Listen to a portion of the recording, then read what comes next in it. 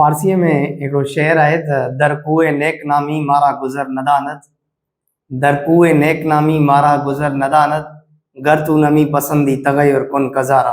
पाण अॼु हिकु अहिड़ी अदबी शख़्सियत सां हाज़िर थिया आहियूं जंहिं पंहिंजे फील्ड में हिकु महारत हासिल कई आहे। वरियनि पुॼाइण हिकु रिवायत आहे त हर उहो माण्हू, हर उहो फ़र्द जेको कंहिं ख़ासि फील्ड ते तवजा ॾींदो आहे उहो ई दुनिया में सुरख़ुरू थींदो आहे ऐं उन्हनि जो कमु ई पाण ॻाल्हाईंदो आहे। अॼु असांजी जेका अदबी शख़्सियत आहे हुन वॉलंटरली इहो कमु खयो आहे ऐं इन जो असरु ऐं सहर ईंदड़ दौर में ईंदो ऐं असां हींअर बि ॾिसूं था त हुन जो असरु तमामु घणो पियो आहे। ऐं उहा फील्ड आहे लिटररी क्रिटिसिज़म जी, जंहिंखे असां सिंधीअ में तनक़ीद निगारी चवंदा आहियूं। त ही जेका अदबी तनक़ीद आहे उन में असां ॾिठो आहे त हिकिड़ो वॾो ख़ाल रहियो ऐं उन ख़ाल खे पूराओ करण जे लाइ असां वटि अकबर लगारी साहब जन हिन शइ खे मुकमल तौर ते खयो ऐं उन जो पूराओ कयो ऐं उन जो फ़ाइदो इहो थियो त असां वटि काफ़ी नॉवेल्स या फिक्शन जेको बि लिखियो वियो त उहो असां वटि कंहिं सुठी पोज़ीशन में हींअर असांखे उमेदु आहे त ज़रूरु ईंदो। पाण अकबर साहब सां अॼु जंहिं शयुनि ते डिस्कस कंदासीं उहे हूंदा आलमी नॉवेल्स जिन मां अकबर साहब पाण मुतासिर आहिनि, जिन जे सहर मां अक्सर हू चवंदा आहिनि त मां पंहिंजो पाण खे कढी न आहियां सघियो। त अॼु सिर्फ़ु उन्हनि नॉवेल्स ते डिस्कशन हूंदो ऐं मुमकिन आहे त असांजी ॿी बैठक जेका थिए उन में असां प्योरली सिंधी नॉवेल ते ई ॻाल्हायूं। त अकबर लगारी साहब खे असांजी हिन हमसरी अदबी निशस्त में भलीकार। हाणे जेको पहिरियों ई नॉवेल आहे उहो आहे कॉज़ी इशूगुरु जो, जेको नेवर लेट मी गो मुंहिंजो पसंदीदा नॉवेल आहे। इन ते जेको अकबर साहब जी तनक़ीदी ऐं तख़लीक़ी रिव्यू जॾहिं पब्लिश थियो उहो पढ़ियो त आख़िरी जेका उनजी लाइन आहे रिव्यू जी उहा अकबर साहब कुझु ईअं लिखी त मुमकिन आहे त मां हिन नॉवेल जे सहर मां न निकिरी सघां। शुरूआती इन नॉवेल खां कयूं था त उहो कहिड़ो सहर आहे हिन नॉवेल जो जेको अकबर साहब ते तारी रहियो। जी महिरबानी। सभ खां पहिरीं त तव्हांजो शुक्रगुज़ार आहियां ऐं हमसरी मैगज़ीन जो जंहिं मूंखे मौक़ो ॾिनो। ऐं हिते महारत वग़ैरह त कंहिं बि शोबे में मुंहिंजी न आहे, सची ॻाल्हि इहा आहे।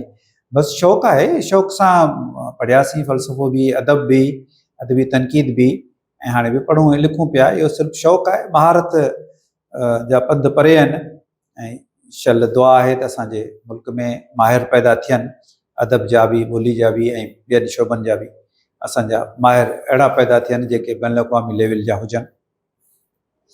सो तव्हां जेको कोट कयो त उन मुंहिंजे मज़मून जी आख़िरी लाइन उहा सहर जे बजाए उहो मूं लिखियो हो त आउं हिन नाविल जे तबाह कुन असरात खां शायदि ज़िंदगी भर न निकिरी सघां। त उहो उन नाविल जो सहर या उन नाविल जा तबाह कुन असरात इहे हुआ त हुन जेको इम्पैक्ट छॾियो हो, हुनमें जेको दर्द हो, डिस्टोपियन नाविल हो, जेको पेन हो ऐं इंसान ज़ात सां फ्यूचर में छा थियण वञी रहियो आहे, इंसान कीअं जज़्बाती तौर ते वो मौत जो शिकार थिए पियो। यानी फिज़िकल तौर ते त उहो ज़िंदह हूंदो ऐं रहंदो, लेकिन आस्ते आस्ते हुन जा जज़्बा मरी वेंदा, जज़्बा हुन जा ख़तमु थी वेंदा। त हुन जे लाइ इंसान जानवर में बि को फ़र्क़ु न रहंदो। हालांकि जेके हींअर सेंसिटिव माण्हू आहिनि उहे जानवरनि लाइ उहे जज़्बा रखनि था जेके उहो इंसाननि जे लाइ रखणु खपनि। जानवरनि जो बि क़त्ले आम या ज़िबह करे खाइण वारो सिस्टम हाणे ख़तमु थींदो वञे पियो दुनिया मां। पर फ्यूचर में इंसान वटि वरी जॾहिं उहे जज़्बा ख़तमु थी वञनि था त उहो इंसान खे जीअं चवंदा आहिनि त हिनखे सीउ लॻो आहे, थधि लॻी आहे, तंहिंजे करे हिनखे कुकुड़ जो चूज़ो ज़िबह करे ऐं जूस पियारियोसि। तीअं अहिड़ो को वक़्तु बि ईंदो कि चवंदा त हिन इंसान जो गुर्दो ख़तमु थी वियो आहे, तंहिंजे करे फलाणे खे क़तलु करे उनजो गुर्दो हिन में विझी छॾियो। थिए बि पियो ईअं, पर उहो फ्यूचर में ॾाढे भयानक तरीक़े सां थियण वञे पियो। जो इन नाविल में हिकु नौजवान ॿार आहिनि अहिड़ा क्लोनिंग जे ज़रिए पैदा कया वञनि था, उहे वॾा थियनि था, उहे बिल्कुलु इंसान आहिनि, हर तरीक़े जा सुहिणा, सिबता, मोहबत करण वारा, ॻाल्हाइण खिलण वारा।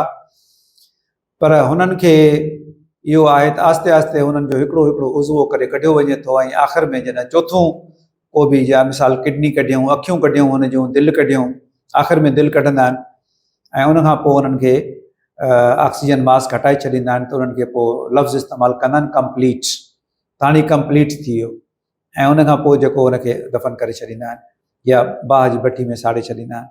त उहे हिकिड़ा इंसान ईअं पैदा कया वेंदा आहिनि जीअं सब्जियूं पैदा कयूं वञनि माण्हुनि जे खाइण जे लाइ, तीअं इंसान पैदा कया वेंदा आहिनि माण्हुनि जे जेके गुर्दा ऐं अखियूं ऐं कढण जे लाइ। त इहो हिकिड़ो एतिरो हसास नाविल हो ऐं एतिरो जंहिं वाक़ई मूंखे तमामु घणो परेशान करे छॾियो ऐं उन जा जेके असरात आहिनि उन मां निकिरी नथो सघां। ऐं थोरे थोरे अरसे में उहे मंज़र यादि कंदो आहियां ऐं ॾुख जी घणी गहरी कैफ़ियत में हलियो वेंदो आहियां। हिन में फ्यूचरिस्टिक नॉवल आहे नेवर लेट मी गो। हिन में जेका क्लोनिंग थिए थी ऐं मुख़्तलिफ़ मरहलनि मां गुज़री ऐं जॾहिं उहे ॿार उन्हनि खे क्लोनिंग करे तयारु कयो वञे थो, त अकबर साहब जीअं ॿुधायो त जेको उन्हनि जे मज़मून जो आख़िरी हिसो त तबाहकारियुनि मां, त इहो इन मां सम्झी सघिजे थो त कीअं ह्यूमन ट्रैफिकिंग ऐं उन्हनि जी जेके क्लोनिंग थिए थी उहे अॼु बि आहिनि, पर असां हिनखे एज़ ए इंस्टीट्यूट करे जेको हलायूं था त उहो अकबर साहब ॿुधायो त कीअं तबाहकारीअ जो उन्हनि खे ख़दशो आहे या ख़ौफ़ आहे। हाणे अचूं था असां ॿियो नॉवल जेको अकबर साहब जे the most favourite in list में आहे, उहो आहे एलिफ शफ़क़ जो the 40 rules of love. 40 rules of love में जेका प्लॉट जी निटिंग आहे उहा एलिफ शफ़क़ ॾाढी ख़ूबसूरत नमूने सां कई आहे। हुन 13वीं सेंचुरी जो हिकिड़ो नैरेटिव आहे तबरेज़ ऐं रूमी जो, उन नैरेटिव खे वरी 21st सेंचुरी में हिकिड़ो एला जो कॉन्सेप्ट ॾेई हिकिड़ो कैरेक्टर बिल्डिंग करे ऐं उन्हनि खे ईमेल्स जे ज़रिए उन्हनि सां उहा ॻाल्हाए थी ऐं कीअं उन मां नैरेटर जेको आहे त मुकमल तौर ते गुम आहे। इहा शइ असां पंहिंजे सिंधी नॉवल्स में अञा ताईं एडॉप्ट नाहियूं करे सघिया। सो हिन ते अकबर साहब जे कंहिं मज़मून में इहो बि तज़किरो हो त असां सिंधी नॉवल्स में अञा इहा टेक्निक छो न अप्लाई करे सघिया आहियूं। त इहो इन ते बि अकबर साहब मां पुछंदा त इहो 40 रूल्स ऑफ लव में जेका इहा प्लॉट निटिंग आहे इहा कीअं आहे? उहो ईअं आहे त उहो आहे नाविल जे अंदरि नाविल, इहा पंहिंजो पोस्ट मॉडर्न टेक्निक आहे त हिकु नाविल जे अंदरि नाविल लिखणु या नाविल जे अंदरि के कहाणियूं लिखणु। त ईअं हिकिड़ी ख़ातून आहे जंहिंखे पब्लिशर हिकिड़ो किताबु ॾिए थो त कंहिं माण्हू हीउ नाविल लिखियो आहे ऐं इहो नाविल पढ़ी ऐं इनखे एडिट करे ॾिए। असां वटि हिते नाविल एडिटिंग जो अञा कॉन्सेप्ट कोन आयो आहे, पर उते यूरोप अमेरिका में जेको आहे उते एडिटर रखियल आहिनि हर नाविल जे लाइ, हर नाविल जी हर सिंफ जे लाइ अलॻि एडिटर हूंदो आहे। उहो पहिरीं उनखे ॾिसंदो आहे, पास कंदो आहे, उनखे ठीकु ठाक कंदो आहे, उनजे नोक पलक संवारींदो आहे। त ईअं उन ख़ातून खे उन नाविलिस्ट जो हिकिड़ो नाविल मिले थो जेको नाविल लिखियलु आहे मौलाना रूमी ऐं शम्स तबरेज़ ते। त हिकु त हू एडिटिंग करण जे लाइ जीअं जीअं नाविल पढ़ंदी वञे थी त उन नाविल मां मुतासिर थींदी वञे थी त कीअं रूमी जेको कीअं शम्स तबरेज़ जेको आहे सो तड़प पैदा थिए थी उनखे, ऐं पोइ हू तलाश में आहे त को अहिड़ो माण्हू मिले जंहिंसां उहे मौज़ू डिस्कस करे सघां। पोइ रूमी सां मुलाक़ात करे थो ऐं पोइ उन्हनि में हिकिड़े प्लेटोनिक लव खणी चइजे त उहो उन्हनि में जनम वठे थो ऐं रूमी जेको आहे उहो उनजी मोहबत में गिरफ़्तार एतिरो थी वञे थो जो हू रूमी एॾे वॾे मौलाना खे क़ुरान शरीफ़ हू वेही सम्झाईंदो आहे। उन में हिकिड़ी ॿी ॻाल्हि बि आहे त उन में शम्स तबरेज़ जे ज़रिए हू लिटरेरी क्रिटिसिज़म बि इनडायरेक्टली डिस्कस करे वई आहे त हिकिड़े किताब जूं केतिरियूं मानाऊं थी सघनि थियूं। जॾहिं हू क़ुरान शरीफ़ जूं 4 मानाऊं ॿुधाए थो कंहिं बि आयत जूं, त उहो ॿुधाए थी त कीअं हिकिड़े कंहिं वॾे किताब जी हिकिड़ी माना न हूंदी आहे, उन जूं 4 मानाऊं हूंदियूं आहिनि, मानाउनि जा तह हूंदा आहिनि। त उहो बि डिस्कस करे वञे थी। पर बहरहाल हू जीअं जीअं नाविल पढ़ंदी वञे थी तीअं मुतासिर थींदी वञे थी ऐं हू राइटर जे बारे में सोचणु लॻे थी, उन नाविल जे राइटर जे बारे में सोचणु लॻे थी। पोइ उन अणॾिठे तौर ते उन राइटर जे इश्क में मुबतला थी वेंदी आहे कि राइटर कहिड़ो हूंदो, कीअं हूंदो। पोइ नेठि हू हस्बैंड खे बि ॿुधाए थी ऐं हस्बैंड खे छॾे थी ऐं उन राइटर जी ॻोल्हा करे थी। पोइ नेठि वञी राइटर सां मिलंदी आहे त राइटर खे ॾिसी हैरान थी वेंदी आहे त हीअ त शम्स तबरेज़ आहे, छो जो शम्स तबरेज़ खे त ॾिठो कंहिं कोन हूंदो आहे, पर उन जेका शम्स तबरेज़ जी जेका डिस्क्रिप्शन लिखंदो आहे नाविल में, उहा हू बिल्कुलु पंहिंजी शख़्सियत खे रखी अॻियां लिखंदो आहे। हू जॾहिं ॾिसंदो आहे त उहे साॻिया वस्फ़ हिन में आहिनि। ऐं हीअ उनजे इश्क में मुब्तला थी उते जॾहिं पहुचे थी तॾहिं उते हुनखे ख़बर पवे थी त ही हिनखे का अहिड़ी बीमारी आहे जेको ही कुझु ॾींहंनि जे अंदरि मरण वारो आहे। त इहो बि प्लेटोनिक लव आहे। त स्पिरिचुअलिटी जेका आहे उहा रुॻो रिलीजियस न हूंदी आहे। स्पिरिचुअलिटी रिलीजन खां सवाइ बि स्पिरिचुअलिटी हूंदी आहे। त ही सम्झो त रिलीजियस ऐं नॉन रिलीजियस स्पिरिचुअलिटी जो बि हिकिड़ो अंदाज़ आहे ॿुधाइण जो, उहो बि आहे। ऐं ॿियो इहो त ट्रांसफॉर्मेशन माण्हुनि जी कीअं थी थिए, मौलाना रूमी जी ट्रांसफॉर्मेशन कीअं थी। हू हिकु रवायती मौलवी मां बिल्कुलु डिफरेंट माण्हू कीअं बणिजी वियो। ऐं रूमी शाइरी त कोन कंदो हो, पहिरीं त मौलवी हो, शाइरी न कंदो हो। ऐं पहिरीं वॾे करोफर सां हलंदो हो, हुनजो घोड़ो झले माण्हू हलंदा हुआ, हुन वटि माल मिल्कियत हुई, हुन वटि बादशाह जो पसंदीदा माण्हू हो। पोइ कीअं फ़ुक़राई तबियत जो माण्हू थी वियो, शाइरी करणु शुरू कयईं ऐं हू हिकु उलोही इश्क में मुब्तला थी वियो जेको तसवुफ़ जो हिकिड़ो ईअं खणी सम्झे त जोहर आहे। ऐं उन मौलाना जी शाइरी मां सॼी दुनिया मुतासिर थी, शाह लतीफ़ बि मुतासिर थियो, त ॿिया बि खोड़ सारा मुतासिर थिया, हिकु दुनिया खे मुतासिर कयो। पर उन रूमी खे रूमी कयो हो शम्स तबरेज़। ऐं शम्स तबरेज़ जेको इहा हक़ीक़ी ॻाल्हि बि आहे, इहे नाविल त पंहिंजी जॻह ते आहे पर इहा हक़ीक़ी ॻाल्हि बि आहे। त इन हवाले सां ही हिकु इंतिहाई दिलचस्प नाविल आहे। ऐं तव्हां नाविल पढ़ंदा शुरू कंदा त तव्हां नाविल छॾे कोन सघंदा। ऐं मूं जॾहिं पढ़णु शुरू कयो त मूंखे इंतज़ारु रहंदो हो त रूमी जी कॾहिं थी तबरेज़ जी मुलाक़ात कॾहिं थी थिए रूमी सां, ऐं उहा मुलाक़ात केतिरी हसीन हूंदी, शानदार हूंदी। ऐं पोइ मुलाक़ात जो मंज़र बि ॾाढो ख़ूबसूरत लिखियलु आहे। एलिफ शफ़क़ हिकु ज़बरदस्त राइटर ईअं आहे त हू मंज़र निगारी ऐं जुज़ियात निगारी हू अहिड़े त हसीन तरीक़े सां करे थी जो तव्हांखे इहो महसूसु थींदो त तव्हां उन जॻह ते आहियो या इहो शइ तव्हांजी अखियुनि जे अॻियां थिए पई। तव्हां पंहिंजो पाण खे हिकिड़ो किरदारु सम्झंदा ऐं तव्हां उन में गुम थी वेंदा। तव्हां पंहिंजो पाण खे अलॻि न करे सघंदा नाविल खां। तव्हां रीडर बि जहिड़ो उन में पंहिंजो पाण खे हिकु किरदारु सम्झणु लॻे थो। त हू हिकु इन हवाले सां इन नाविल मूंखे घणो मुतासिर। उन ॿिया बि इलाही थीम आहिनि पर मेन थीम जेको आहे हिकिड़ो इहो। ही जेको तव्हां जेके मज़मून में बि मूं ॻाल्हि पढ़ी त असां वटि इहो आहे त नैरेटर पंहिंजो पाण खे कीअं डिटेच नथो करे सघे, इनखे थोरो तव्हां ॿुधायो त हिन में तव्हां ॾिसंदव त हिन में एलिफ शफ़क़ तव्हांखे नज़र ई न ईंदी। वॾा राइटर तव्हांखे किथे बि नज़र कोन ईंदा लिखणी में, उहो गुम हूंदा आहिनि। उहो इनडायरेक्टली त तव्हां महसूसु करे वेंदव त हीउ ठीकु आहे, हीउ जेको आहे उन में ज़ाहिर आहे त हीउ उरहान पामोकी आहे या हीउ जेको आहे सहूज़े सारा मागो आहे, पर हू डायरेक्टली न हूंदा। डायरेक्टली इन्वॉल्वमेंट कीअं हूंदी आहे, उहा ईअं हूंदी आहे त तव्हां ॾिसो न भला काइनात खे ख़ुदा जेके दख़ल कयो आहे त ख़ुदा तव्हांखे किथे नज़र अचे थो? आहे त हर जॻह, आहे त हर शइ में मौजूदु, पर तव्हांखे नज़र त कोन थो अचे न। राइटर बि हिकिड़ी तख़लीक़ करे थो हिकिड़ो किताबु, हू मौजूदु त हर जॻह ते आहे नाविल किताब में पंहिंजे में, हर लफ़्ज़ हर किरदार जे पोयां मौजूदु आहे, पर हुनखे नज़र न अचणु खपे। हाणे केतिरा ई राइटर असां वटि ख़ुसूसन ईअं कंदा आहिनि त मिसाल किरदारनि जे ज़रिए पंहिंजो नरेशन बयानु करण जे बजाए पाण विच में टपी पवंदा आहिनि ऐं पाण लेक्चर ॾियणु शुरू करे छॾींदा आहिनि रीडर खे, पाण मज़मून लिखणु शुरू करे छॾींदा आहिनि रीडर जे लाइ। इहा मज़मून निगारी ऐं लेक्चर निगारी जेका आहे इहा राइटर जे लाइ हिकिड़ो सम्झो त ख़तरनाक शइ आहे, ज़हर आहे टेक्निक जे हवाले सां। इहा बिल्कुलु नापसंदीदा शइ आहे, इहा न थियणु खपे।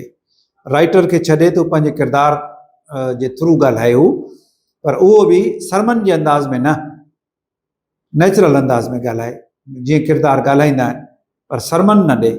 सरमन जेको आहे उहो चाहे गज़ल में हुजे, चाहे नाविल में हुजे, चाहे अफ़साने में हुजे, उहो अदब जी शइ न आहे। सरमन नॉन फिक्शन आहे, फिक्शन न आहे। जेका शइ असांखे सम्झण लाइ मिली उहा इहा ई आहे त असां पंहिंजो पाण खे कीअं डिटेच नथा करे सघूं टैक्स खां, ऐं हिनखे असांखे इन ते ई वर्कआउट करण जी इंतहाई ज़रूरत आहे। जीअं अकबर साहब रूमी ऐं तबरेज़ जो हिकिड़ी पूरी लाइफ जो ॿुधायो त टर्निंग पॉइंट कीअं थियो, जॾहिं तबरेज़ हुनखे रोके ऐं चवंदो आहे त हिकु सवाल ते हुनजो सॼो जेका हुनजी मौलाना जो जेको सॼो रुतबो हूंदो आहे हुनखे सॼो हिकिड़ो टर्निंग पॉइंट ॾेई छॾींदो आहे। पोइ उते ई रूमी चवंदो आहे त सद किताबो सद वरक दरनार कुन, ऐं हू पंहिंजा सॼा किताब जेके आहिनि उहे सभु खूह जे तरे में लमाए छॾींदो आहे ऐं हू हिकिड़ी मजज़ूब वारी कैफ़ियत में अची वेंदो आहे। सो इन खां पोइ जेको असांजो ॿियो नॉवल आहे जेको उहो बि अकबर साहब जो द मोस्ट फेवरेट नॉवल आहे, औरान पामक जो आहे माय नेम इज़ रेड जे नाले सां। उन में हिकिड़ो रिलीजियस फंडामेंटलिज़म जो कॉन्सेप्ट आहे, उहो अकबर साहब खां ॿुधंदासीं त उहो कीअं डिपिक्ट थियल आहे। हाणे ॾिसो न, हींअर असां ॾिसूं था त गुज़िरियल सदी जे आख़िर खां रिलीजियस फंडामेंटलिज़म वधणु लॻो। त इहो रिलीजियस फंडामेंटलिज़म तारीख़ में कई जॻहियुनि ते थींदो रहियो आहे। क्रिश्चन फंडामेंटलिज़म बि थींदो रहियो आहे, त मुस्लिम फंडामेंटलिस्ट बि पैदा थींदा रहिया आहिनि। त इहो उन जे दौर में 16वीं सदी में जंहिं वक़्त में सल्तनत उस्मानिया हुई, त उन वक़्त में बि हिकिड़ा इन क़िस्म जा मुस्लिम फंडामेंटलिस्ट पैदा थिया हुआ, जेके थोरी घणी ॻाल्हि ते कंहिंखे काफ़र करार ॾेई छॾींदा हुआ ऐं उन्हनि माण्हुनि खे मारे बि छॾींदा हुआ, संसार बि करे छॾींदा हुआ।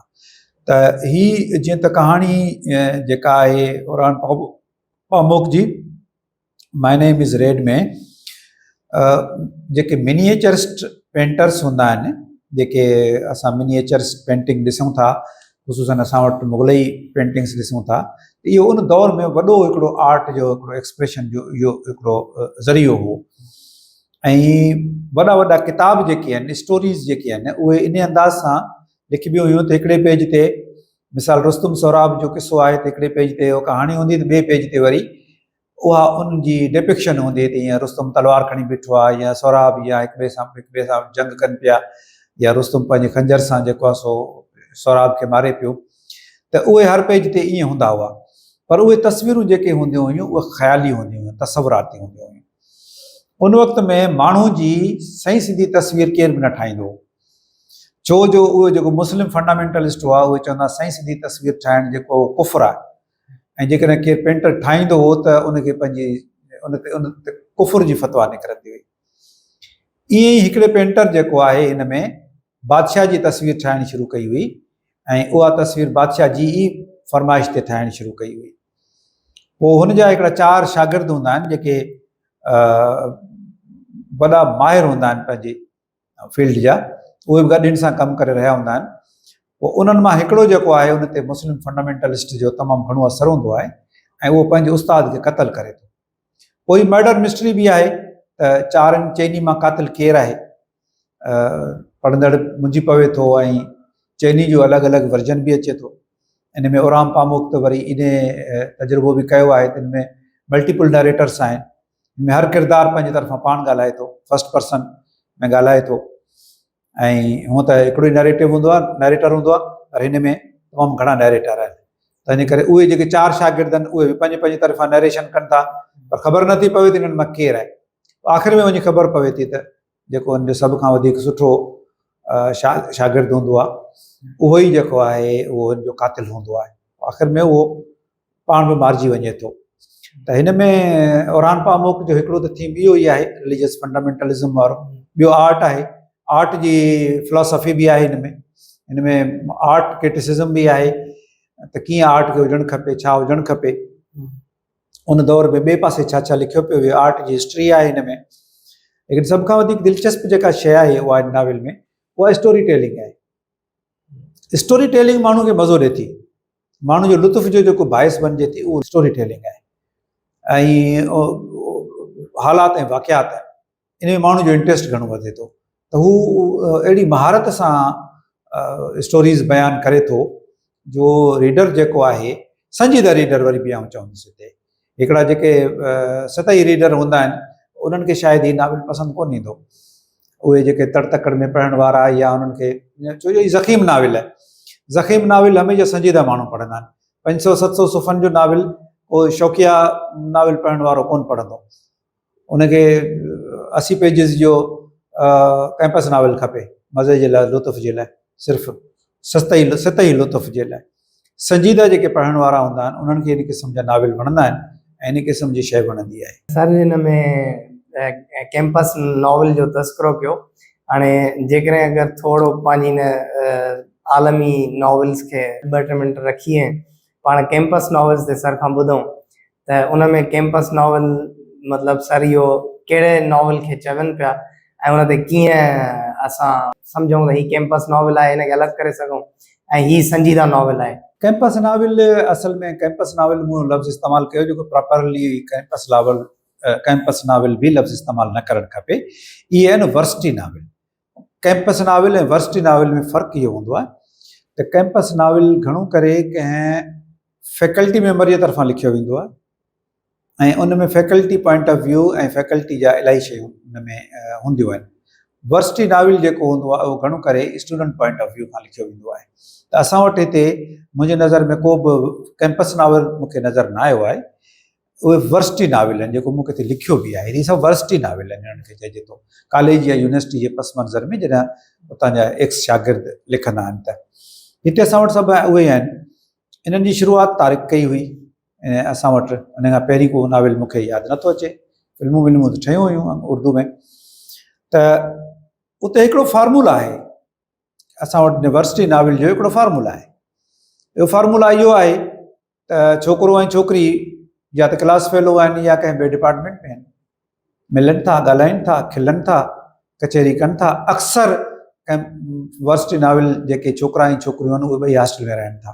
जेके मूं नाविल पढ़िया आहिनि उनमें शायदि को हिकु अधु को हुजे जेको हॉस्टल में न रहंदो हुजे, बाक़ी ॿिया सभई छोकिरा छोकिरियूं हॉस्टल में रहनि था।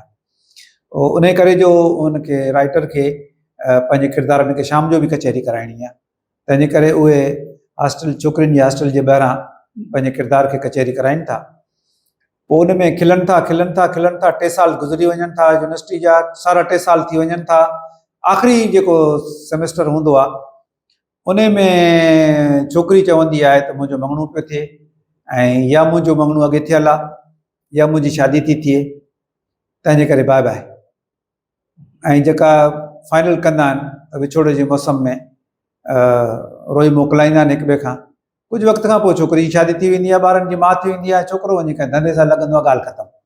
इहो आहे फार्मूला जेको सभिनी नाविलनि में साॻियो आहे। कंहिं बि नाविल में इहो फार्मूला मुख़्तलिफ़ न आहे।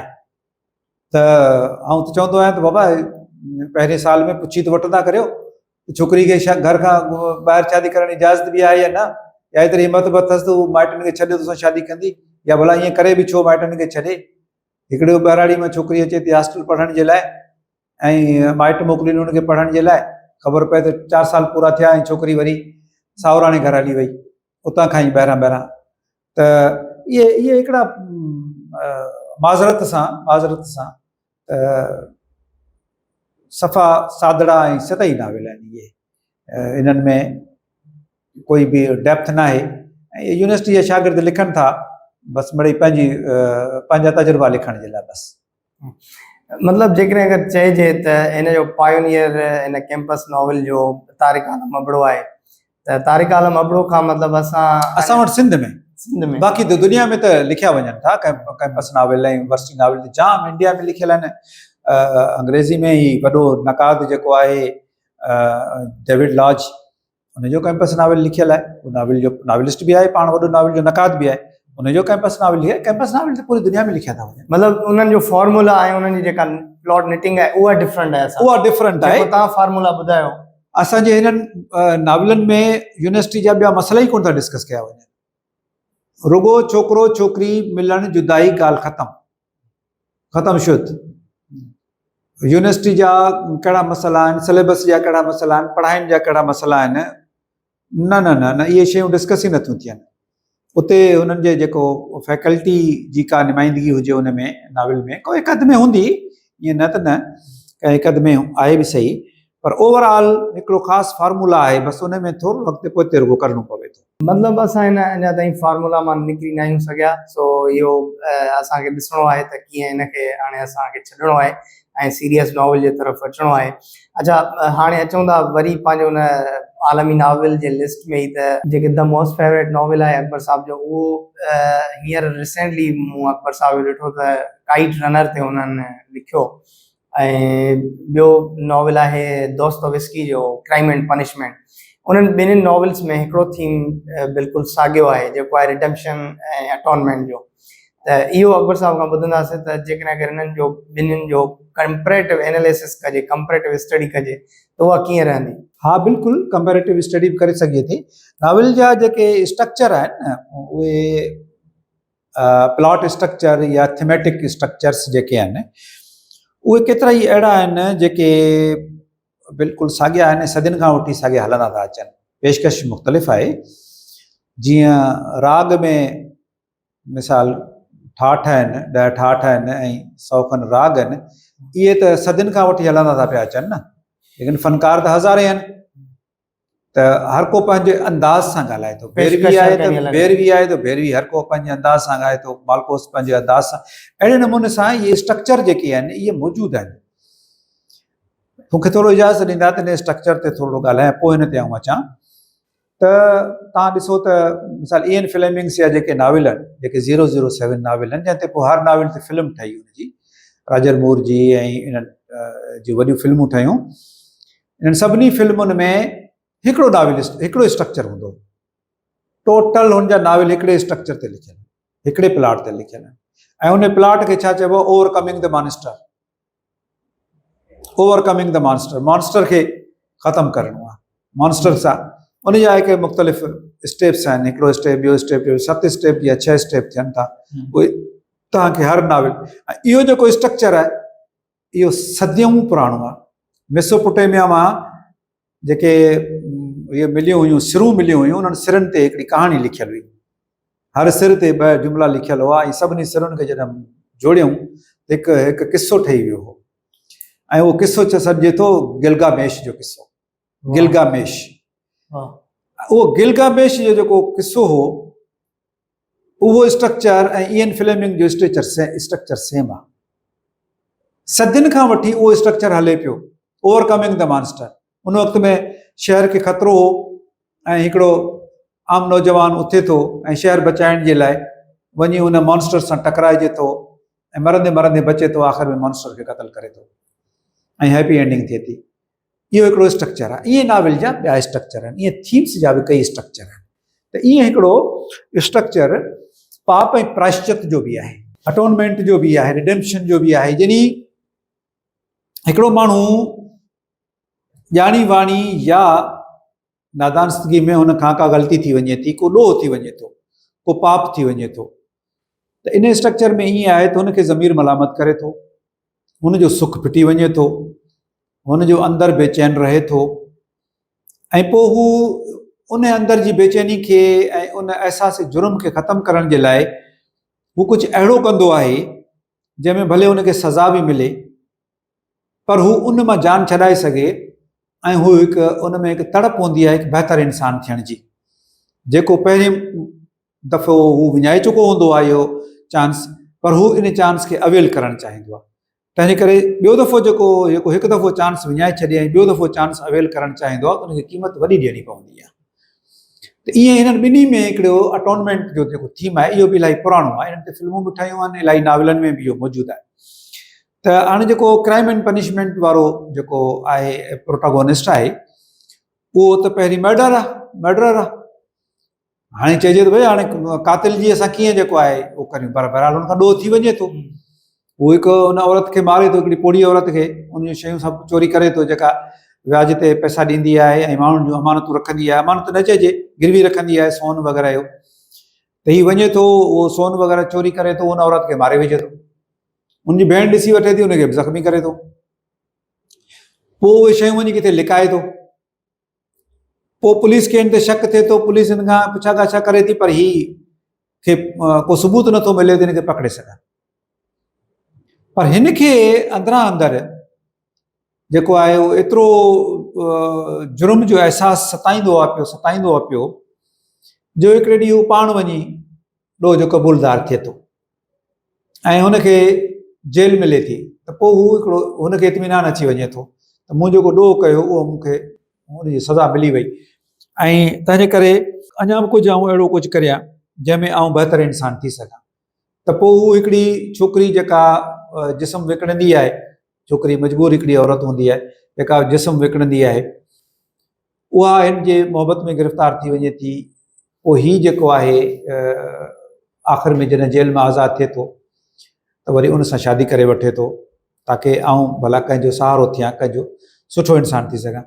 हिन नाविल में बि ईअं ई आहे त नाविल जो किरदारु जेको आहे उहो नंढे हूंदे हुन खां हिकिड़ो ॾोह ईअं थी वञे थो त हू पंहिंजे दोस्त खे कंहिं मुसीबत में ॾिसे थो, सख़्तु मुसीबत में ॾिसे थो, ऐं उन दोस्त जी मदद करण जे बजाय ई चुप चुप करे लिकी भॼी वञे थो। द काइट रनर में भॼी वञे थो, पोइ हिनखे पंहिंजे उन दोस्त सां पोइ अखियूं नथो मिलाए सघे।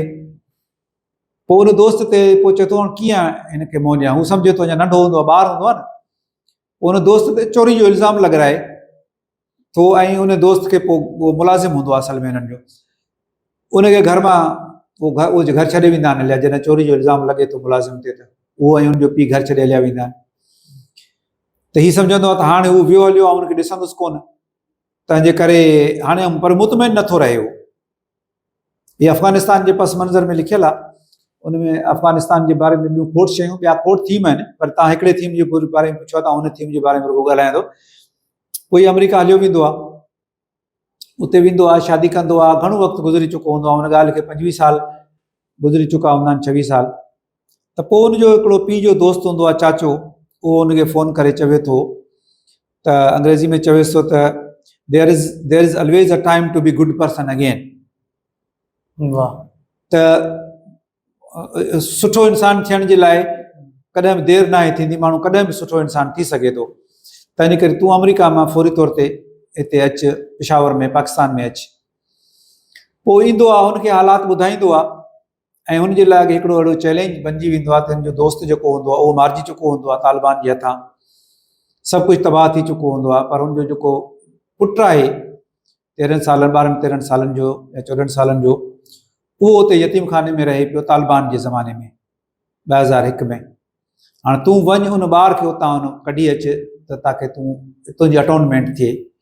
तूं उनखे पोइ ई वञे थो उतां उन ॿार खे वठण जे लाइ, उहो सख़्तु जान खे जोखे में विझे थो ऐं तक़रीबन मरण जहिड़ो ई थी वञे थो, मरी वञे हा, जेकॾहिं हिनखे को ड्राइवर हो हिकिड़ो उहो न बचाए हा। उन कंडीशन्स में हू कढी अचे थो ऐं तमामु घणियूं तकलीफ़ूं ॾिसी करे उन ॿार खे मुसीबत मां कढी वञे थो, पोइ हुनखे एडॉप्ट करे थो पंहिंजे पुट जे तौर ते। त there is always a time to be good person again. त हिकिड़ो पाप थी वञे त उनजो प्रायश्चित कजे कॾहिं बि ज़िंदगी जे कंहिं बि हिसे में। माण्हू कंहिंसां ॼाणी वाणी या अणॼाणाई में कंहिंसां ग़लती थी वञे थी या कंहिंसां ज़्यादती थी वञे थी त माण्हू इहो न सोचे त घणो वक़्तु गुज़री वियो आहे, हाणे छा करियां। राइटर इहो चवणु चाहे थो त भले 25 साल गुज़री वञनि या 50 साल गुज़री वञनि, तव्हां वञो, उन जो जेको ॾोह कयो आहे उनजो अज़ालो कयो, ऐं जेकॾहिं अज़ालो उन तरीक़े सां नथा करियो त कंहिं ॿिए तरीक़े सां कयो, पोइ भले उनजे लाइ तव्हांखे केतिरी बि कुर्बानी ॾियणी पवे। सिर्फ़ु इन में तव्हांजी निजात आहे, तव्हांजो ज़मीर तव्हांखे माफ़ु कंदो, न त तव्हांजो ज़मीर हमेशह तव्हांखे कचोका लॻाईंदो रहंदो। इट्स अ गुड मैसेज, तमामु सुठो मैसेज आहे इहो। ज़बरदस्त, केॾो सुठो असांखे लेसन मिले थो त there is always a time for to be a good person. इन ई ख़्याल सां पाण हाणे हिकिड़े ॿिए आलमी नावल जे तरफ़ वधंदासीं, जेको बि अकबर साहब जे द मोस्ट फेवरेट में आहे, उहो आहे पाइलो कोयलो जो नावल अल्केमिस्ट। अल्केमिस्ट में हिकिड़ो आहे, ॾाढी ख़ूबसूरत लाइन आहे हुनजी, जेका हर कंहिंखे यादि हूंदी आहे, कोट बि कंदो रहंदो आहे माण्हू सभु। त हू चवंदो आहे त जेकॾहिं अगरि तव्हां कंहिं शइ खे सची दिलि सां चाहियो था त entire universe will support you to achieve it. मतिलबु सॼी दुनिया तव्हांजे लाइ हिकु पासे थी बीहंदी ऐं तव्हां हुनखे अचीव करे सघंदव। सो इन में जेको स्पिरिचुअलिज़म वारो कॉन्सेप्ट आहे, इहो अकबर साहब खां सम्झंदासीं त हाउ डिड ही डिपिक्ट इट। के माण्हू हुनखे स्पिरिचुअलिज़म बि चवनि था, पर आउं हुनखे जेकॾहिं फैंटेसी चवां या कहिड़ो रियलिज़म असां चऊं था, मैजिकल रियलिज़म, उहो चइजे त बि ठीकु आहे। हाणे छा आहे त फैंटेसी या मैजिकल रियलिज़म जेको आहे न, इहो असल में सिंबल आहे, इहे असल में सिंबॉलिक आहे शयूं। तारीख़ में असां वटि खोड़ शयूं अहिड़ियूं मिलनि थियूं जेके फैंटेसी ऐं सिंबॉलिज़म जे तहत लिखियूं हुयूं, अंदाज़ अलॻि हो, डिफरेंट हो। हीअं अॼु जी दुनिया में मॉडर्न पोस्ट मॉडर्निज़म जॾहिं आया आहिनि त उन्हनि खे इहे नवां नाला ज़रूरु ॾिना विया आहिनि, पर इहे शयूं कंहिं हद ते असां वटि अॻे मौजूदु हुयूं। मिसाल जी ॻाल्हि तव्हांखे आउं ॿुधायां थो त अॻे जॾहिं बादशाह हूंदा हुआ, नवाब हूंदा हुआ, राजा हूंदा हुआ, हर नौजवान जे दिलि में इहो ख़्यालु हूंदो त आउं राजा जी धीउ सां शादी कयां, नवाब जी धीउ सां शादी कयां। पोइ उन सां उहो न करे सघंदो किसनि कहाणियुनि में, पर उनखे ख़बर हुई त राजा वटि जेके आहिनि उहे देव आहिनि, देव माना हुनजा जेके कमदार कारावा, हुनजा जेके छाड़ता आहिनि उहे देव वांगुरु आहिनि, उहे मूंखे मारे विझंदा। त हिकिड़ो देव जो किरदारु तख़लीक़ कयो हुओ जेको हिकिड़ो सिंबल हो, परियुनि जो किरदारु तख़लीक़ कयो हुओ जेको हिकिड़ो सिंबल हो। अहिड़े नमूने सां इहे जेके आहिनि फैंटेसी में अलादीन जो चिराग ठाहे वियो, जंहिंमां जिन अचे जेको हुकुम मञे असांजो, इहे सभु सिंबल्स आहिनि। अॼु जे दौर में जेकॾहिं आहिनि त उहो मैजिकल रियलिज़म आहे उहो। त हिन में हिन मैजिकल रियलिज़म या फैंटेसी ऐं हक़ीक़त ॿिन्ही जो मिलाप कयो आहे। हू स्पिरिचुअल फिलॉसफी खे थोरो इन हवाले सां, पर इहा इट इज़ अगेन आउं चवंदुसि त नॉन रिलीजियस स्पिरिचुअलिज़म, रिलीजियस स्पिरिचुअलिज़म इहो न आहे, इहो नॉन रिलीजियस स्पिरिचुअलिज़म आहे। हुन में कई सिंबलिज़म हुन सिंबल्स इस्तेमालु कया आहिनि। मसलन हिकिड़ी जॻह ते तव्हां ॾिसो त उहो जेको आहे छोकिरो, छा नालो अथव, सांतियागो, सांतियागो जेको आहे उहो कंहिं जॻह ते सुवाल पुछे थो कंहिंखां, त हू चवे थो त हवा खां पुछ, त हू हवा खां सवाल पुछे थो, हवा सवालनि जा जवाब ॾिए थी, आख़िर में चवनिसि था त इहो सुवाल तो ख़ुदा खां पुछ, त हू अखियूं बंदि करे ऐं ख़ुदा खां पुछे थो। जॾहिं हू ख़ुदा खां पुछे थो तॾहिं हर शइ ख़ामोश थी वञे थी, दुनिया जी हर शइ जेका आहे उहा स्टैंड स्टिल थी वञे थी, ख़ामोशी तारी थी वञे थी, ऐं ख़ुदा सां ॻाल्हाए थो ऐं ख़ुदा सां कलाम थिए थो। This is symbolic. हवा जवाबु कोन थी ॾेई सघे, त इहे अहिड़े नमूने सां सिंबल्स आहिनि इस्तेमालु कया आहिनि, जिन खे स्पिरिचुअलिज़म बि चयो वञे थो त फैंटेसी बि चयो वञे थो। लेकिन ही इंस्पायरिंग नाविल आहे, ही माण्हू में इंस्पायरेशन पैदा करे थो। हिन जो मशहूरु जुमिलो इहो आहे त जॾहिं तव्हां चयो कोट कयो जेको, त जॾहिं तव्हां कंहिं शइ खे हासिलु करणु चाहियो था त काइनात जी हर शयूं जेके आहे, सभु शयूं जेके आहिनि क़ुवतूं, उहे उनखे तव्हां सां मिलाइण जे लाइ बेताब थी वञनि थियूं।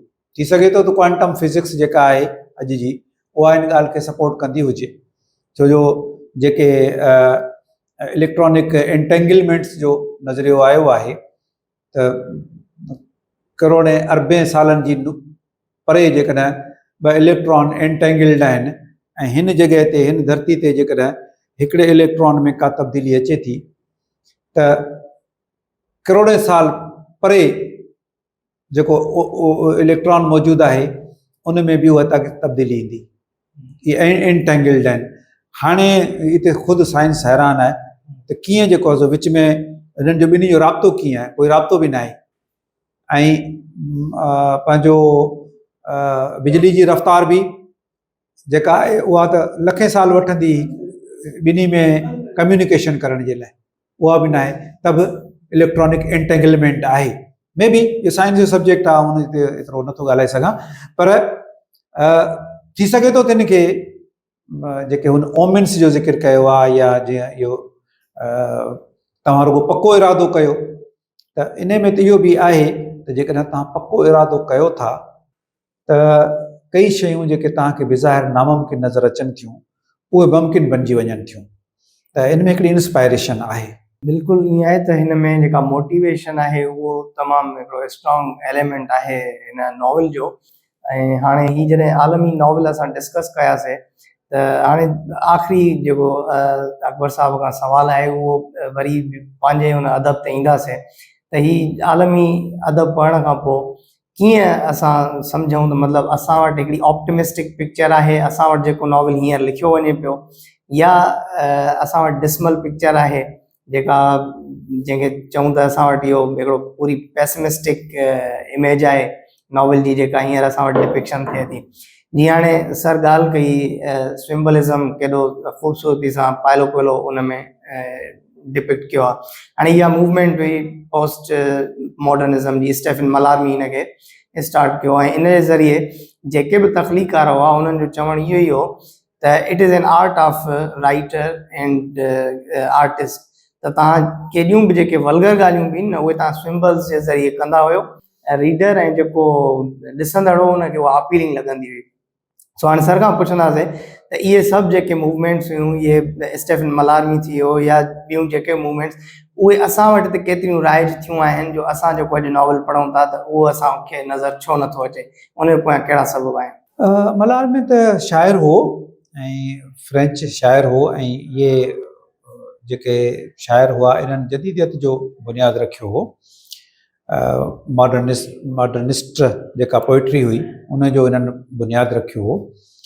इन ते थोरो जेकॾहिं मूंखे इजाज़त ॾींदा त आउं इहो ॻाल्हाईंदुसि त असां वटि जेको 20वीं सदी जे शुरूआति खां वठी असां नज़रियुनि जी सदी हुई या 20वीं सदी ऐं जंगियुनि जी सदी हुई, त असां वटि मॉडर्निस्ट जेको लिटरेचर असां वटि जीअं आयो उहो असां वटि घणो करे पोइट्री जी शकिल में आयो। पर पोइट्री में बि हाणे शाइरी आहे न मिसाल, उन में या अदब आहे उन में ॿ शयूं हूंदियूं आहिनि, हिकिड़ो हूंदो आहे फॉर्म, ॿियो हूंदो आहे उनजो कंटेंट। त असां वटि कंटेंट मॉडर्निस्ट न आयो, असां वटि सिर्फ़ु फॉर्म मॉडर्निस्ट आयो ऐं उहो बि पोइट्री में। मिसाल नज़्म आहे, नज़्म आहे या आज़ाद नज़्म आहे, इहे मॉडर्निस्ट फॉर्म आहिनि, पर उन में जेको कंटेंट हो उहो मॉडर्निस्ट न हो। ज़बरदस्त, मतलब थोरनि थोरनि में हूंदो, एकड़ ॿेकड़ में हूंदो, इमदाद हुसैनी में हो या कुझु ॿियनि में हो, पर असां वटि पोइट्री में जेको मिसाल शेख हयाज़ असांजो वॾे खां वॾो 20वीं सदी जो शाइर आहे, त उन में जेको कंटेंट हो उहो मॉडर्निस्ट जे बजाए रिवोल्यूशनरी, सोशल रियलिज़म ऐं क़ौम परस्ती हुई, जेके बुनियादी तौर ते इहे मॉडर्निस्ट फॉर्म खां थोरो मुख़्तलिफ़, मॉडर्निस्ट कंटेंट खां थोरो मुख़्तलिफ़ आहिनि। ईअं ई ऐं कुझु मॉडर्निस्ट कंटेंट ते फिक्शन लिखियो वियो, जीअं मिसाल रसूल मेमण आहे या माणिक आहे या पंहिंजो शोरो ब्रादर्स आहिनि ॿई, मदद अली सिंधी आहे, अली बाबा बि कंहिं हद ताईं आहे। त इन्हनि मॉडर्निस्ट कंटेंट बि लिखियो, लेकिन इन में जेको नैरेटिव उन्हनि इस्तेमालु कयो उहो घणो करे वरी बि हिकिड़ो ट्रेडिशनल रियलिज़म वारो हो। किथे किथे उन्हनि जेको आहे उहो मुतासिर थिया हुआ, जेको school of thought, Bloomsbury school of thought आहे, उन खां यानी स्ट्रीम ऑफ कॉन्शियसनेस वग़ैरह खां थोरो घणो मुतासिर थिया हुआ। उन खां पोइ वारो जेको असांजो विझड़ाई वारो दौरु आहे, उन में पोस्ट मॉडर्निज़म जो जेको असांजो दौरु आहे, उन में असरु असां बि थोरो घणो वठूं पिया, पर उहो वरी बि फॉर्म में थोरो घणो असां वठूं पिया, कंटेंट खां थोरो अञा असां परे आहियूं। मिसाल उनजो जेको मेन कंटेंट आहे पोस्ट मॉडर्निज़म जो, उहो आहे त जेके ग्रैंड नैरेटिव्स आहिनि उन्हनि खे टोड़े ऐं उहो सपोर्ट करे थो रीजनल नैरेटिव्स जी या स्मॉल नैरेटिव्स जी। त ट्रूथ इज़ नॉट यूनिवर्सल, इहो उन्हनि जो नारो आहे। Truth is regional, truth is not universal. Grand narratives जेको आहे उहे इंसान खे ग़ुलाम बनाइनि था, ऐं जेको रीजनल नैरेटिव्स आहिनि अहिड़े नमूने सां हू तकसीरियत जा क़ाइल आहिनि, जेके कल्चरल, रिलीजियस या सोशल मार्जिनल क्लासिस आहिनि, उन्हनि क्लासिस खे हू वधीक फेवर कनि था। सेंटर जे बजाए हू बॉर्डर खे वधीक प्रिफर कनि था, डिसेंटर कनि था। ताक़त हुजे या को सोर्स हुजे, उनखे डिसेंट्रलाइज़ करण जे लाइ जेको लोगो सेंट्रलिज़म जो कॉन्सेप्ट आहे उनखे टोड़ण जी ॻाल्हि कनि था। इहे सभु आहिनि कंटेंट, इहे पोस्ट मॉडर्निज़म जा।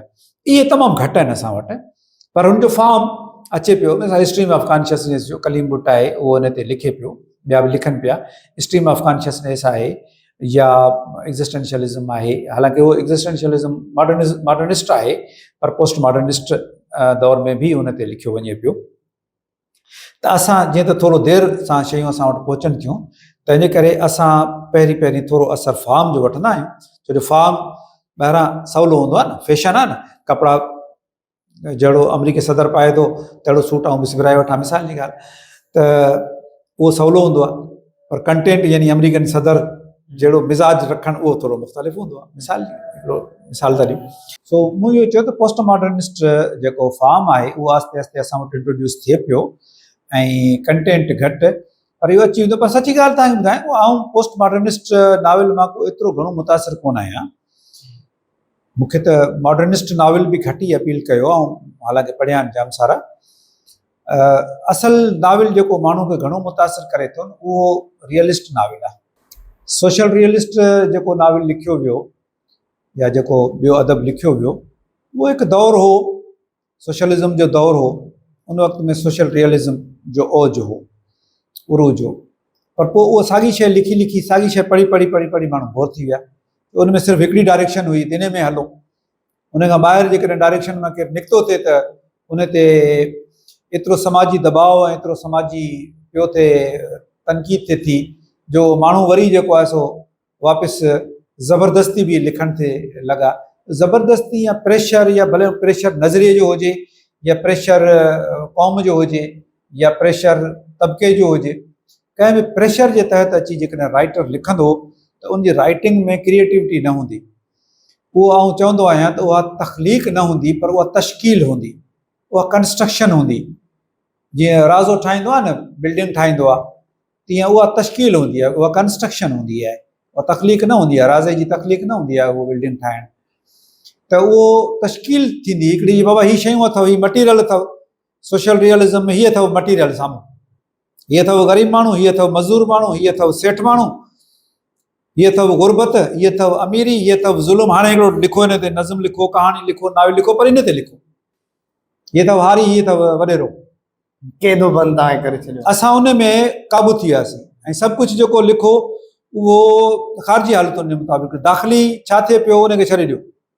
दाख़िलियत ते तमामु यानी एतिरो कावड़ कई वेंदी जेकॾहिं केरु दाख़िलियत जी ॻाल्हि कंदो 1980 जे ॾहाके में।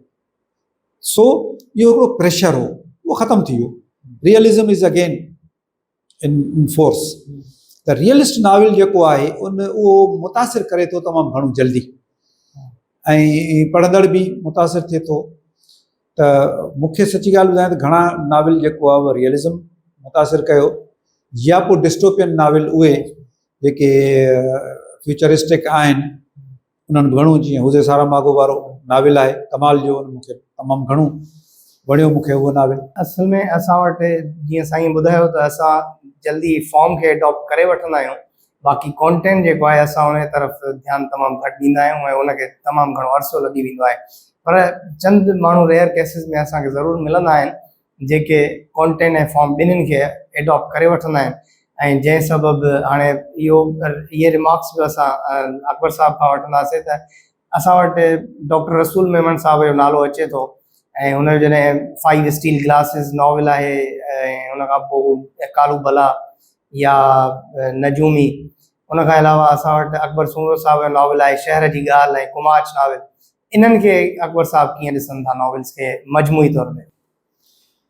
ठीकु आहिनि इहे नॉवल जेके बि तव्हां नॉवलनि जा नाला खयां आहिनि। पंहिंजो रसूल मेमन घणो करे जेके लिखियो आहे उहो सिंबॉलिक अंदाज़ में वधीक लिखियो आहे। तव्हां स्टील जा 5 गिलास चया, उहो सिंबॉलिक नॉवल आहे।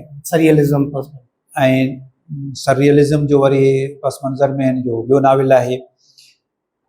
पर हिन जो सभ खां वधीक जेको सुठो नॉवल आहे, जेको मूंखे तमामु घणो सुठो लॻो, उहो आहे नजूमी। उहो फिलोसॉफिकल बि आहे त सिंबॉलिक बि आहे, उहे ॿई शयूं हुन में आहिनि।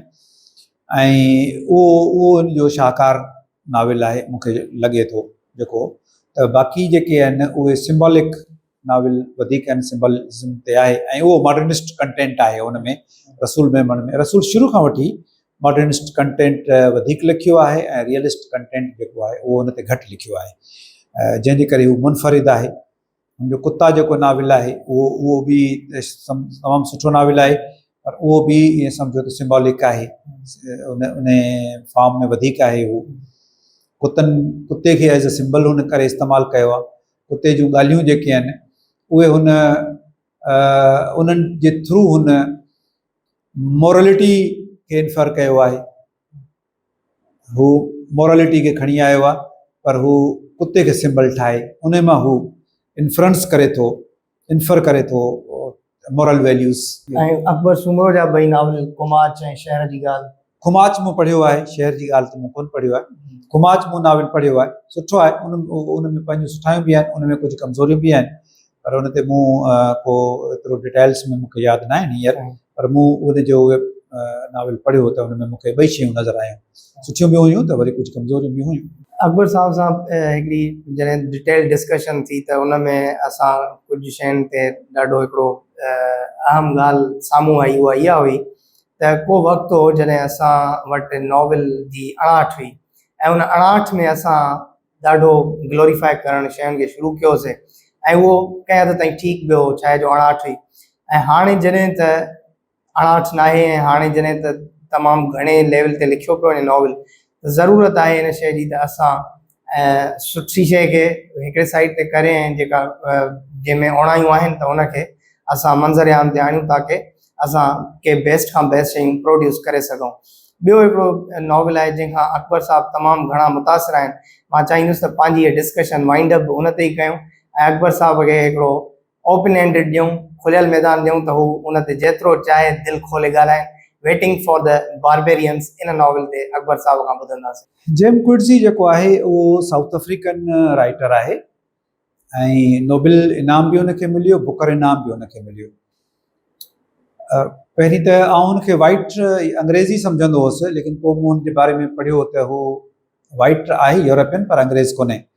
हुनजा आबा ॾाॾा उते शिफ्ट थी आया हुआ यूरोप जे कंहिं मुल्क मां, पर हू अंग्रेज़ न आहे, छो जो अंग्रेज़ उहे हुआ जिन हुन ते हुकूमत कई, हिन ते साउथ अफ्रीका ते अपार्थाइड कयूं, कारा अलॻि गोरा अलॻि, त हुननि ते ज़ुल्म जी इंतिहा करे छॾी।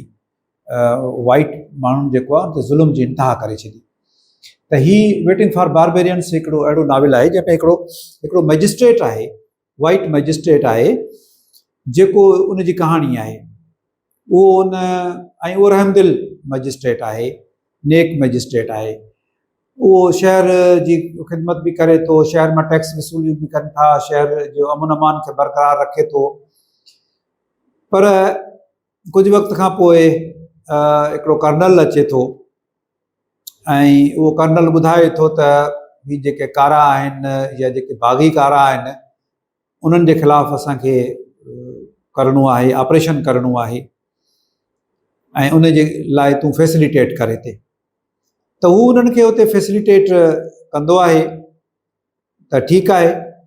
पोइ कर्नल वञे थो ऐं हिकिड़े ॻोठ मां के हिकिड़ो ग्रुप आहे माण्हुनि जो जेको वठी अचे थो, जेके मछेरा आहिनि यानी जेके मल्लाह आहिनि, उन्हनि खे वठी अचे थो, पकिड़े अचे थो, उन्हनि खे अची हिकिड़े बैरक में बंदि करे थो, जेको मजिस्ट्रेट ऑफिस सां गॾु आहे, राइश सां बि गॾु आहे।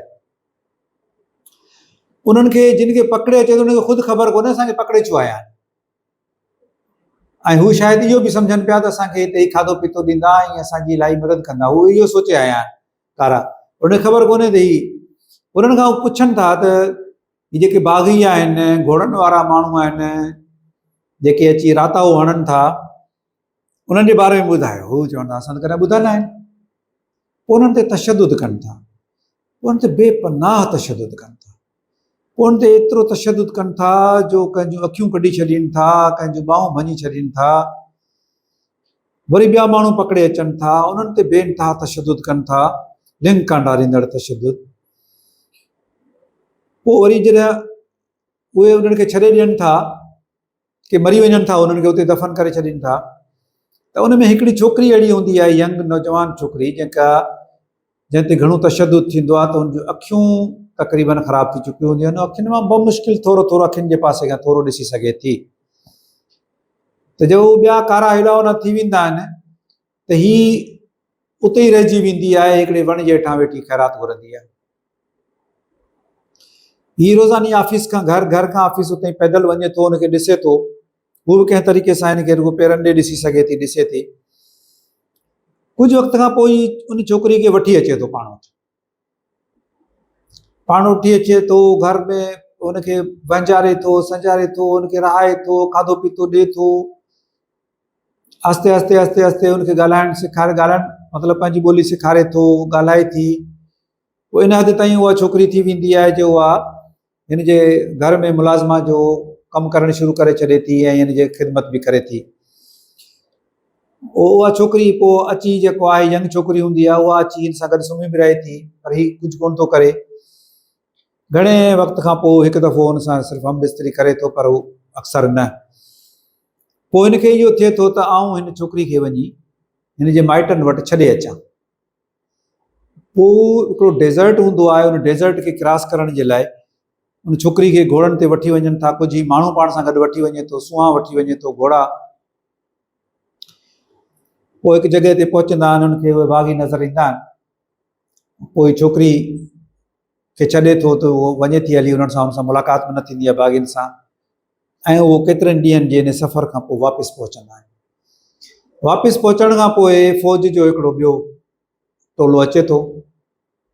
उहे हिन ते इल्ज़ाम लॻाइनि था त तूं बाग़ीनि सां मिलियल आहीं, बाग़ीनि जी हिकिड़ी छोकिरी खे तो पनाह ॾिनी हुई ऐं उहा बाग़ीनि जी छोकिरी खे तूं वञी बाग़ीनि वटि छॾे उन्हनि सां मिली आयो आहीं। हीउ घणेई इनकार करे थो, पर हालांकि हीउ मजिस्ट्रेट आहे, पर पोइ हिन ते तशदुद कनि था, पोइ हिन खे गिरफ़्तार कनि था। हिन खे एतिरो तशदुद कनि था जो ही ज़हनी तवाज़ुन बि ज़रे घटि हिन जो ख़राबु थी वञे। पोइ वञनि था उन्हनि बाग़ीनि जे पोयां कई ज़ुल्म जूं दास्तानूं आहिनि हिन में। उतां ई अधु पंहिंजा फ़ौजी माराए वापसि अचनि था ऐं ईअं हू हलिया वञनि था। पर बाग़ीनि जो एतिरो डपु ॾींदा आहिनि माण्हुनि खे, हू आम माण्हू खे हू तमामु घणो डपु ॾींदा आहिनि। बाग़ी अचनि था, बाग़ी अचनि था, जो आस्ते आस्ते उहो सॼो शहर ई ख़ाली थी वेंदो आहे। मजिस्ट्रेट जॾहिं शहर जे दौरे ते वञे थो त पोइ एकड़ ॿेकड़ माण्हू वेठा आहिनि, बाक़ी त माण्हू ई उतां लॾे हलिया विया। पोइ वरी वापसि जंहिं वक़्त में पंहिंजी पोज़ीशन संभाले थो, ज़हनी तौर ते स्टेबल थिए थो, त ॾिसे थो त वैरानी आहे, हर तरफ़ शहर वैरान थी वियो, सभु कुझु तबाह थी वियो। पर जो फोकस जेको मेन आहे, हाणे जेको वेटिंग फॉर बारबेरियंस, माना हुननि खे उहे बारबेरियंस चवंदा आहिनि। ही अफ्रीकन पर्सपेक्टिव खां लिखियलु आहे त बाबा जेके धरती जा धणी आहिनि, धरती जा वारिस आहिनि, उन्हनि खे बारबेरियन चयो थो वञे, ऐं जेके असल बारबेरियंस आहिनि उहे पंहिंजो पाण खे वॾा इंसान दोस्त ऐं सिविलाइज़्ड, यानी वाइट पीपुल जेके आहिनि उहे पंहिंजो पाण खे हिकिड़ा वॾा इंसान दोस्त ह्यूमैनिटेरियन सम्झनि था ऐं कारनि ते तशदुद कनि था, पर सॼी उन्हनि खे बारबेरियन था। असल बारबेरियन त ही आहिनि। त हू इहो मैसेज ॾियणु चाहे थो त तव्हांजे मुल्क ते, तव्हांजे हुकूमतुनि ते, चाहे एशिया हुजे चाहे अफ्रीका हुजे, ही बारबेरियंस हुआ जेके आया हुआ, चाहे उहे अंग्रेज़ हुजनि, चाहे उहे फ्रेंच हुजनि, चाहे उहे डच हुजनि, they were barbarians, you are not barbarian. उन्हनि अची तव्हांखे लुटियो फुरियो, तव्हांजा वसाइल खणी विया, तव्हांखे रुगो रेलवे स्टेशन ठाहे ॾिनऊं ऐं तव्हांखे रुगो बिल्डिंग्स कुझु ठाहे ॾिनऊं, तव्हांजे ई पैसनि मां 5% ख़र्च करे 95% जेको आहे हू लुटे खणी विया हलिया। पर still they are human beings and humanitarians and you are barbarians and you will remain barbarian forever. ही post colonial point of view खां बि लिखियलु आहे त कम आउट नाउ, हाणे इन शइ खां निकिरो। मतलब वही है, दे वारो concept, they are not your saviours, the were not your saviours, दे वर अप्रेसर्स, दे वर invaders, the were barbarians, not U. पंहिंजो पाण संभालियो। जीअं पैसेज टू इंडिया में ईएम फॉस्टर जो आहे त मतलब we are here not to make friends with them, we are here to civilize them. बिल्कुलु इहो अंग्रेज़नि जो पूरी दुनिया में, पूरे यूरोपियंस जो इहो पॉइंट ऑफ व्यू हो त असां उन्हनि खे सिविलाइज़ेशन सेखारणु पिया वञूं, त जाहिल आहिनि। इन ते पोस्ट कॉलोनियल लिटरेचर ते चिनवा अचेबी, गुगीवा थियो, पंहिंजो चिमांदा निगोज़ी, ॿियनि इलाही राइटर्स, इन जेम क्विट्ज़ी, उन्हनि इहो लिखियो आहे त बाबा ही विया हलिया तव्हांजे मुल्क मां, पर तव्हां वटि ही कल्चरल इंपेरियलिज़म जे तौर ते मौजूदु आहिनि, इन्हे खे टोड़ियो। यू वर नेवर बारबेरियन, चिनवा अचेबी जो नाविल आहिनि थिंग्स फॉल अपार्ट, इहो असल में हुन जोसेफ कॉनराड जे नाविल जे जवाब में लिखियो आहे, हार्ट ऑफ डार्कनेस। त हालांकि हुन पंहिंजे पर में पंहिंजे ब्लैक पीपल जी फेवर कई आहे, पर उहो पर्सपेक्टिव त वरी बि हुतां जो हो न, रीडर हुननि जो हुतां जो हो न। त ईअं पैसेज टू इंडिया वारे बि खे बि शाबस हुजे, हुन अंग्रेज़नि ते ज़बरदस्त तनक़ीद कई आहे त कीअं हुननि जा क्लब आहिनि, कीअं हुननि जे क्लब्स में पंहिंजो हिकु शरीफ़ डॉक्टर आहे उन ते कीअं इल्ज़ाम लॻे थो, कीअं हुनखे जेल में विझनि था। पर वरी बि भले इहो शाबस हुयसि, हुन जेको बि लिखियो ज़बरदस्त लिखियो, पर वरी बि पर्सपेक्टिव हुनजो उहो ई हो, वरी बि पर्सपेक्टिव हुनजो यूरोपियन ई हो, ब्रिटिश ई हो। सो कंहिं हद ताईं असां चई सघूं था त पैसेज टू इंडिया जेको आहे, जेके लोकल माण्हू आहिनि या असां आहियूं, असांजी हुन फेवर कई आहे। पर किथे किथे किथे किथे महसूसु थींदी ॻाल्हि त मिड़ई ॻाल्हि खे थोरो मलमासाज़ी थियल आहे, बाक़ी अदरवाइज़ नाविल पंहिंजे हिन सां ॾाढो सुठो नाविल आहे, ॾाढो सुठो। E.M. फॉस्टर त हाणे novel fiction, novel aspects of the novel जो नाविल क्रिटिसिज्म जो अबो खणी चइजे हिनखे। अकबर साहब ॾाढो हिकिड़ो फर्स्ट क्लास क़िस्म जो टर्म इस्तेमालु कयो, कल्चरल इंपीरियलिज्म। हाणे हिन ते एडवर्ड सैड जो हिकिड़ो किताबु आहे पूरो ओरिएंटलिज्म जे नाले सां, उन में हिकिड़ी ॾाढी ख़ूबसूरत लाइन आहे, उहा सदाई मां कोट कंदो आहियां।